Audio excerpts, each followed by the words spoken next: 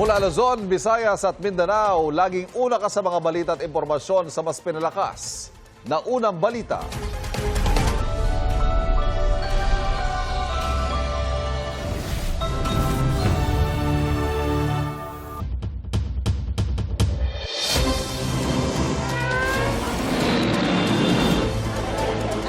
Sa kayo po ay Pinsala. Ito na ang mga unang balita.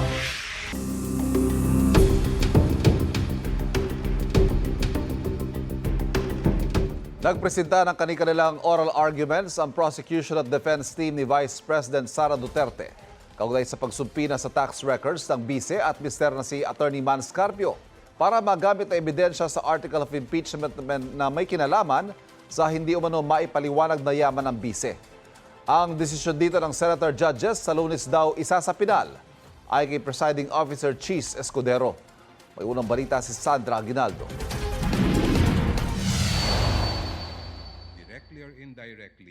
Ang pinagdebatihan ng prosecution at depensa, dapat bang ipasabina ang tax records ni Vice President Sara Duterte, mister na si Attorney Man Scarpio at kanilang mga negosyo para magamit bilang ebidensya sa impeachment court. Pinasasabpi na rin ng prosecution ang mga record ng transaksyon nila mula sa ilang bangko at reports ng Anti-Money Laundering Council o AMLAC. Pangunahing punto ng prosecution, dapat mailabas ang buong katotohanan kaugnay sa Article 2 ng impeachment case saan nila hindi maipaliwanag na yaman ng bise, mga ari-ariang hindi nakadeklara at pakikibahagi umano sa negosyo habang siya ay pangalawang pangulo na ipinagbabawal nila ng saligang batas. Bubuksan ba natin ang pinto ng katotohanan o haharangin ito? Ang hiling ng prosecution ay mailabas ang buong katotohanan. For this honorable court to determine whether VP Sara Duterte is unfit to continue in office, it must have a clear picture of the respondent as a public servant.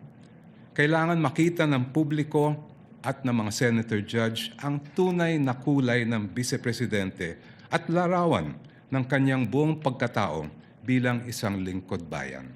Batay raw sa report ng AMLAC, nagsimulang tumaas ng malaki ang financial activity ng vice-presidente mula 2007 nang manungkulan siya bilang vice mayor ng Davao City. Dagdag ni Jokno, mula 2007 hanggang 2013, umabot sa 3 bilyong piso ang financial activity ng vice-presidente. Taong 2022, nahalal na vice president si Duterte. If she amassed staggering amounts of unexplained wealth while she was a vice mayor and mayor, doesn't that say a lot about her unfitness to serve as a vice president? Isn't that relevant to the question this court must resolve at the end of this trial of whether or not the vice president betrayed the trust given to her by the people? Sabi ni Akbayan Party List Representative Chel Jokno, may kapangyarihan ang impeachment court na isabina ang mga tax at bank record. Kahit ang mga umiiral na batas, gaya ng Bank Secrecy Law at Data Privacy Act, hindi hadlang sa kapangyarihan ng impeachment court. Pinaalala rin ng prosecution na minsan ang umaksyon ng impeachment court sa ganitong usapin sa kaso ni dating Chief Justice Renato Corona. Tanging ang hukumang ito lamang ang may kapangyarihang magpasya kung ang mga pinakamataas na pinuno ng ating bansa ay karapat-dapat pa rin manungkulan. Because this power comes directly from the Constitution, no one, no person, no law, no administrative rule can limit or supersede it. Kahit ang Bank Secrecy Law po ay sumusunod at tumatalima sa impeachment court. The law explicitly states, and I quote its pertinent portions, "All deposits are hereby considered as of an absolutely confidential nature, except in cases of impeachment." Hindi rin po hadlang ang Data Privacy Act. The law itself affirms that confidentiality shall not apply, and I quote, "should the personal information be needed pursuant to a subpoena duly issued." Argumento naman ng depensa, kung papayag ang impeachment court sa hiling ng prosecution, malalabag ang karapatan ng bise sa due process. Fishing expedition aniya o paghahanap ng ebidensya ang pakay ng prosecution.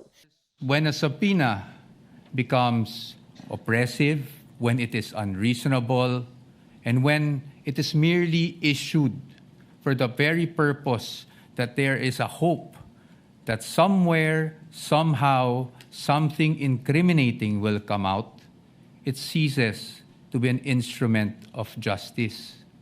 It becomes a weapon of a fishing expedition. And that is exactly what confronts this very court today. And that is why the defense has taken the position that the prosecution's requests must be denied. Labag aniya sa saligang batas at ilang desisyon ng Korte Suprema ang nais ng prosecution na buksan ang mga tax at bank records na dapat ay confidential.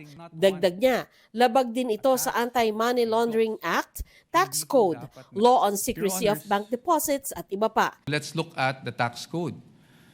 Section 270 of which criminalizes disclosure of taxpayers' information. Meron po bang exception sa batas na ito? Meron po, but it is limited. Kasama po bang impeachment? Hindi po. Yun nga pong mga bank account numbers na nakaspecify sa request for the issuance of a subpoena, ang aming posisyon po dyan, yan po ay nakalap doon sa illegal disclosure, with all due respect, na ginawa ng AMLAC before the Committee on Justice. Malalabag din aniya ang karapatan ng mister ng bise na isang pribadong individual. Hindi rin aniya nararapat na pati bank documents nung hindi pa Vice President si Duterte ay nais gamiting ebidensya ng mga taga-usig. The prosecution is requesting for documents spanning almost 2 decades, almost 20 years, dating as far back as 2007. Your Honors, it is a fact na noong 2007, ang respondent ay Vice Mayor pa lamang. Definitely not an impeachable office, Your Honors. How is that relevant?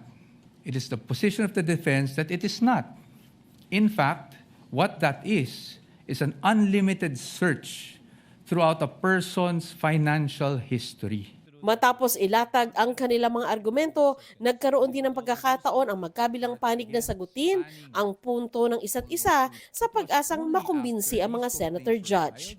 Confidentiality, Your Honor, should not be the prevailing principle in this proceeding. Hindi po confidential ang katotohanan. We do not disagree with the prosecution in terms of accountability. Again, no one is above the law, but no one should also be deprived of the protection given by law. Isang oras na nag-caucus ang mga senator judge. Pagbalik, In caucus, the senator judges agreed to study the matter more. The senator judges agreed in caucus to decide on the matter on Monday. muli namang binanggit ng prosekusyon na hindi na nila ihaharap bilang testigo ang Chief of Staff ng BICE na si Attorney Zulaika Lopez at security official ng Kamara na si Captain Belinda Bello. Binawi na rin nila ang dapat sanay ipepresent na 5 pang testigo. Si NBI Director, Attorney Melvin Matibag, ang magiging huling witness para sa Article 4 sa susunod na linggo. Inaasahang susunod na ipepresenta ng prosecution ang ebidensya sa umano'y diwastong paggamit ng lampas 600 million pesos na confidential funds ng Office of the Vice President at Department of Education sa ilalim ng panunungkulan ni Duterte. Humingi at nakakuha na ng sabina ang prosecution para sa mga opisyal ng ilang bangkong nag-release ng confidential funds. Ito ang unang balita. Sandra Aguinaldo, GMA News. Naghain ng not guilty plea si dating Congressman Mike Defensor at mga negosyanteng sina Aristotle Viray at Joseph Espiritu sa Sandigan Bayan. Para yan sa kasong plunder kaugnay sa pagtanggap ni Senador Rodante Marcoleta ng 75 million pesos mula sa kanilang tatlo. Magkakasama silang dumating sa Sandigan Bayan kahapon para sa arraignment ng kanilang kaso. Bago pumasok sa Sandigan Bayan, may pasaring pa si Defensor. Yung mga nagnakaw, nakawala. Yung isa na-appoint pa, presidente ng bangko. Pero Romualdez sa saldi ko, hindi pa rin nakukulong. Nauna na sinabi ng palasyo na walang masama kung magtalaga ang Pangulo ng tao na sa tingin niya ay makakapagtrabaho ng maayos. Dati na rin sinabi ng Ombudsman na si dating Department of Public Works and Highways o DPWH Secretary Manny Bonoan ay tetestigo laban kay dating Speaker Martin Romualdez sa mga flood control case. Itinanggi na rin noon ni dating Congressman Saldico na kumikbak ba siya sa mga proyekto kontra baha. Inilipat naman kahapon sa New Quezon City Jail Male Dormitory sa Payata si Marcoleta alinsunod sa utos ng Sandigan Bayan. Para yan sa kinakaharap niyang kasong plunder at paglabag sa Presidential Decree No. 46 na nagbabawal sa mga public official na tumanggap ng regalo. Ayon sa hiwalay na pagsusuri ng UP Philippine General Hospital o PGH, hindi na kailangang ma-confine sa ospital ang senador. Lalo pang hihigpitan ang seguridad sa Malabon National High School kasunod ng mga banta umano sa mga estudyante. Bantay sarado ng pulisya ang paaralan. May unang balita live si Gabriel Gonzalez. Gabriel?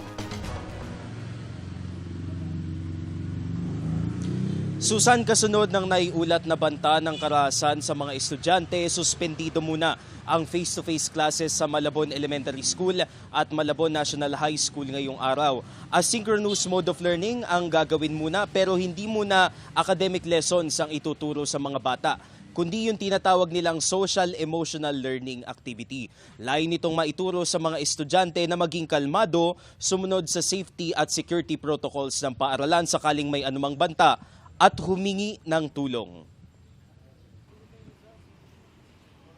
Bagamat walang pasok ngayong araw, alas 5 pa lang na madaling araw, nakaposte na sa gate ng Malabon National High School ang mga pulis para tiyaking ligtas ang paaralan mula sa anumang banta.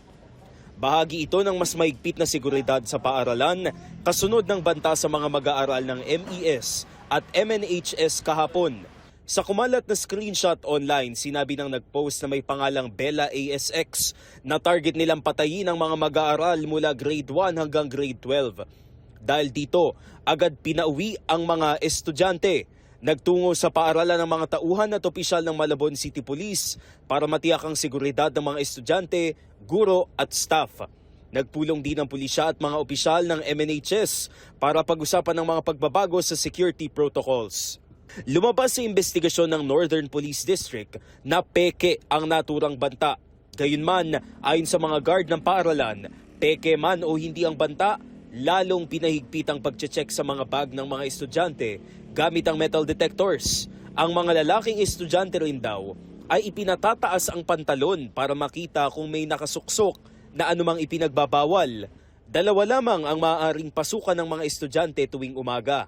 Ang Gate 1 sa Naval Street at Gate 2 sa Don Basilio Bautista Boulevard. Pagdating ng tanghali at hapon, bubuksan ang Gate 3 malapit sa Plaza Hulong Duhat at Gate 2 bilang labasan ng mga estudyante.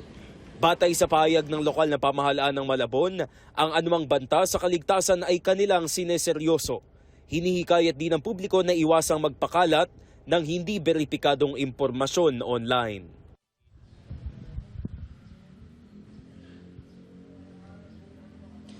Susan, kanina may mangilan-ngilan ng mga estudyante na dumarating dito sa Malabon Elementary School at sa Malabon National High School kahit nag-anunsyo na ang mga nasabing paaralan na walang face-to-face classes ngayong araw. Kinakausap na lang sila ng mga security guard at pinauuwi. At yan ang unang balita mula rito sa Malabon. Gabriel Gonzalez, GMA News.